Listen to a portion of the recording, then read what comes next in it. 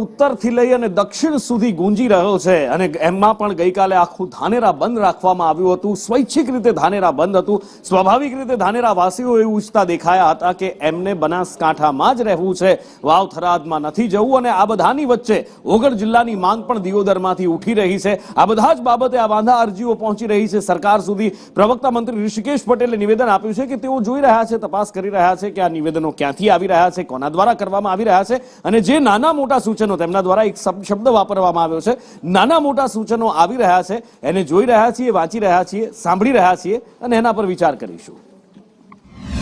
નાના મોટા સૂચનો, વિરોધ અથવા તો જે પોતાની વાત રજૂઆત કરવા માટેની પ્લેટફોર્મ આદરણીય મુખ્યમંત્રી શ્રી તમામ કક્ષાએ દરેક વાત કોઈ પણ સામાન્ય વ્યક્તિના સાંભળતા હોય ત્યારે બનાસકાંઠાના નવનિર્માણમાં પણ એ સુખદ રૂપે બંને જિલ્લા બને એના માટે જે પણ